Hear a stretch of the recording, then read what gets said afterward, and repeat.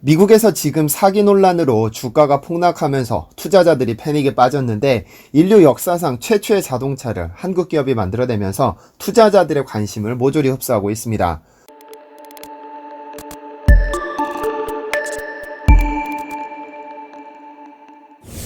안녕하세요, 디스멘터리입니다. 지난 2018년 미국에서 한 영상이 게재됩니다. 세계 최초의 수소트럭이 초원을 가로지르는 영상이었죠.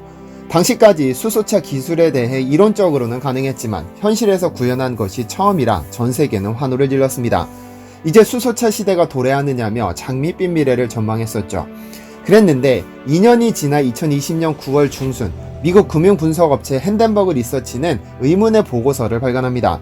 니콜라, 수많은 거짓말로 미국의 가장 큰 완성차 업체와 파트너십을 맺는 법이라는 보고서였는데요. 보고서에 따르면 니콜라의 수소트럭은 모조리 거짓말이며 핵심이라 할 수 있는 엔지니어들이 건설업체, 오락기 기술이 등 수소 연료와는 전혀 무관한 업종이라고 폭로했습니다. 이에 대해 블룸버그는 니콜라 수소트럭을 두고 작동하지 않는 빈 껍데기라고 부르기 시작했죠. 한때 수소차 시대를 불러올 것이라며 세상에서 가장 획기적인 기업으로 추앙받을 것 같았던 니콜라의 신화가 사기극으로 변질됐는데요. 그런데 이 상황에서 오히려 주목받는 한국 기업이 있었습니다. 바로 현대자동차입니다. 역사상 최초로 수소차 상용화에 성공한 최초의 기업이죠. 한참 전 세계가 수소차에 대한 기대감에 휩싸였던 지난 7월, 현대자동차는 신중하게 전남 광양항으로 향했습니다. 7월 6일은 현대자동차가 세계 최초로 상용화시킨 엑시언트 수소트럭 10대가 스위스로 수출되는 날이었죠. 지금까지 글로벌 완성차 업체에서 프로토타입 등의 시범 모델은 선보인 적은 있지만 일반 고객 판매를 위해 직접 양산해 수출한 건 현대자동차가 최초였죠. 이날 10대를 시작으로 연말까지 40대를 추가 수출한 뒤에 2025년까지 총 1600대를 직접 공급할 예정입니다.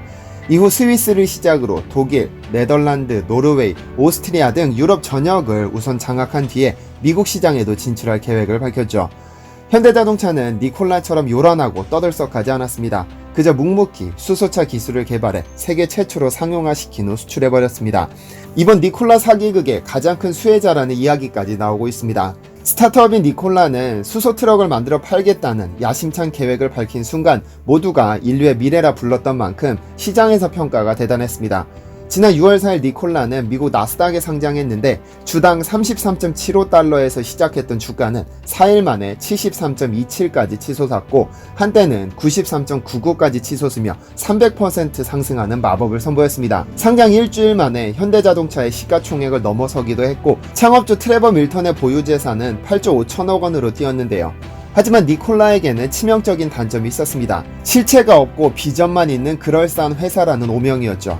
그런 오명을 빠르게 벗어날 수 있었던 건 실제로 수소트럭을 위한 전략적 제휴를 맺거나 또는 실제로 수주를 받았기 때문입니다.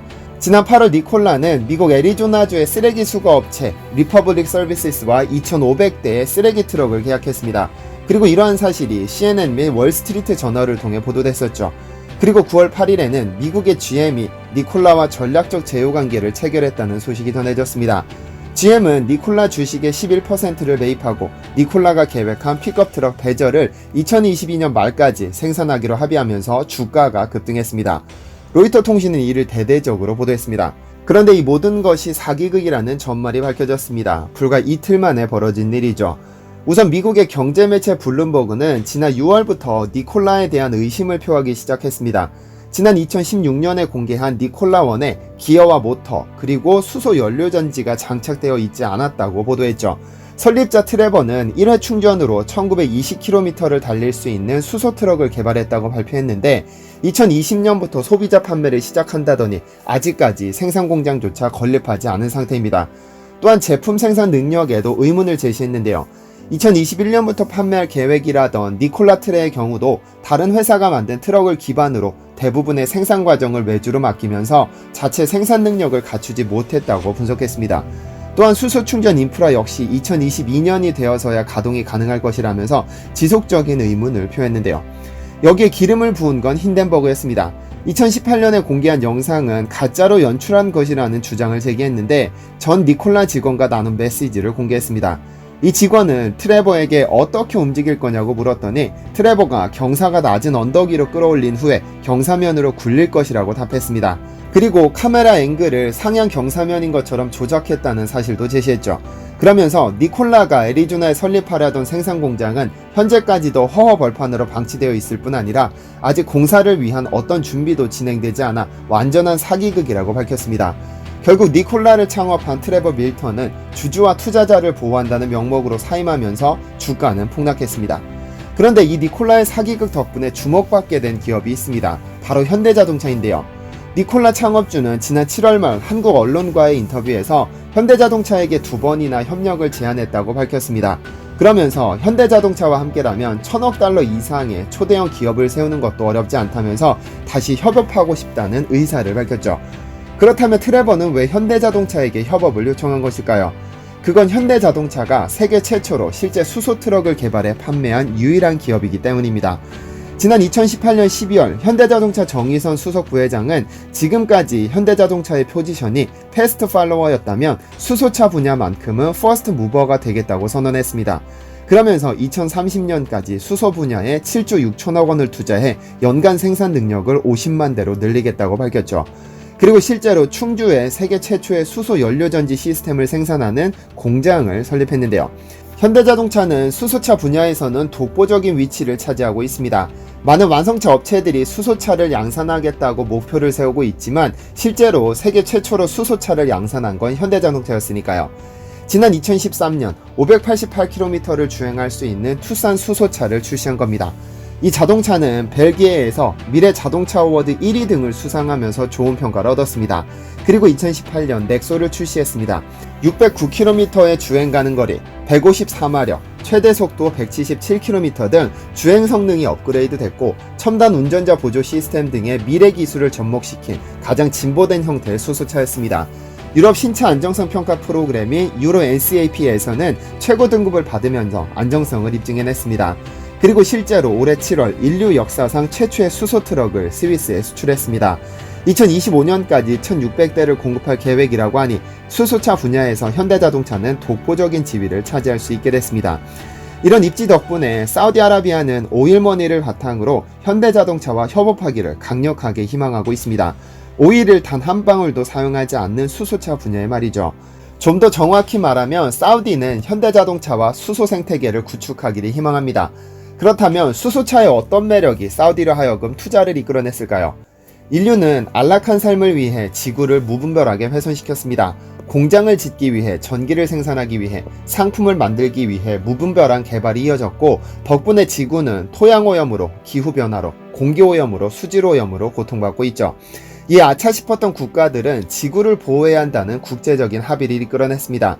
지구온난화를 방지하기 위해 파리 기후협약을 체결하고 자동차가 배출하는 이산화탄소 배출량을 규제하고 선박에서 배출되는 황산화물 배출량을 규제하는 등 지구 보호에 본격적인 움직임을 보이고 있는데요. 특히 자동차 분야는 심각한 위기에 직면했습니다.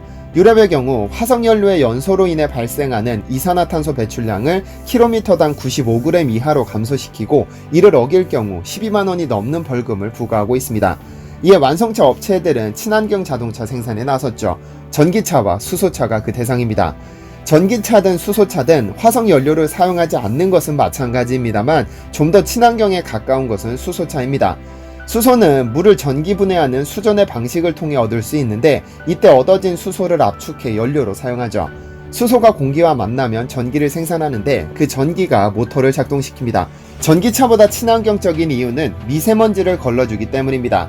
즉 수소가 공기와 만나 전기를 만들고 난 후에는 수소 이온만 남게 되는데 이 수소 이온이 산소와 결합하는 과정에서 미세먼지가 제거됩니다. 수소차는 달리면 달릴수록 공기를 정화해주는 역할을 합니다. 평균 체중의 성인 한 명이 1시간 동안 0.63kg의 공기를 필요로 하는데 현대자동차의 넥소는 1시간 동안 무려 27kg의 공기를 정화시킨다고 하죠. 그러니 달리는 공기청정기라 불리는 것입니다. 그런데 사우디가 현대자동차와 협업하려는 이유가 있습니다. 오일머니를 바탕으로 성장한 중동 국가들은 만약 대체에너지 세상이 도래하면 그대로 몰락의 길을 걷습니다. 이에 사우디 빈살만 왕세자는 수소에너지에 투자하기로 결심했죠.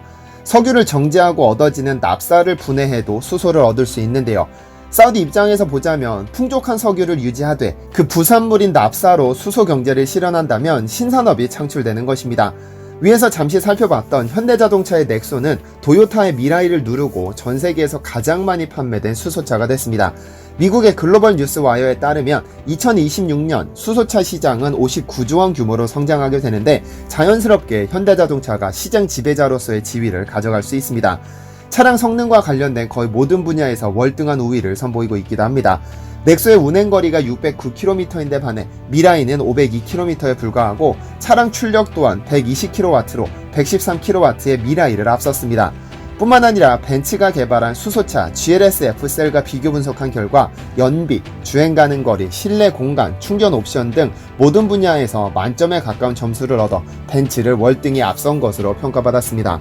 어쨌든 사우디 왕세자 빈살만은 미래를 위해 현대자동차와 손을 잡았습니다. 지금까지 별 볼 일 없다 생각했던 석유 부산물로 새로운 시장을 창출할 수 있고 환경보호와 성장 동력이라는 두 마리 토끼를 잡겠다는 것이죠. 그리고 그 가능성을 현대자동차에게서 발견한 것입니다. 돈이 넘쳐나는 사우디 그리고 세계 최초로 수소차 양산에 성공한 기술력이 만났습니다. 이 협력관계가 지속된다면 세계 최고의 부자 나라와 세계 최고의 기술력으로 수소 생태계를 장악할 수 있는 기회가 될 겁니다. 요즘 전 세계는 수소 생태계 구축에 빠르게 대응하고 있습니다. 가까운 일본, 중국뿐 아니라 미국까지도 수소 사회로의 진입을 준비하고 있는데요. 일본의 경우 2020년 개최될 예정이었던 도쿄올림픽을 시작으로 수소사회로 진입하겠다는 목표를 이미 2014년에 세워두었고 중국 또한 2025년까지 수소차 5만 대를 공급해 미래의 먹거리로 바라보고 있습니다. 미국은 정부가 나서서 2004년부터 현대자동차와 협력해 각종 테스트를 진행하면서 수소 생태계의 가능성을 엿보고 있습니다. 현대자동차에게 먼저 손을 내민 것도 미국 에너지부였다고 알려졌습니다. 한국 역시 정부 차원에서 비전을 세웠습니다. 지난 2017년 수소경제를 3대 투자 분야 중 하나로 선정한 후 수소경제추진위원회를 발족했으며 수소경제 활성화 로드맵까지 발표했죠. 국가의 주된 에너지원을 친환경 에너지로 전환하고 수입하는 원유와 천연가스의 의존도를 낮추고 수소차 및 연료전지 등 미래 유망 품목을 육성해 그를 통한 일자리를 창출하겠다고 했죠. 그리고 정부 차원에서 2040년까지 수소차 620만 대를 생산하고 충전소 1200개를 구축하겠다는 계획을 밝히는 등 수소 시대로의 진입에 빠르게 대응하고 있습니다. 과연 한국은 수소차 시대의 선두로 나아갈 수 있을까요? 시청해주셔서 감사합니다.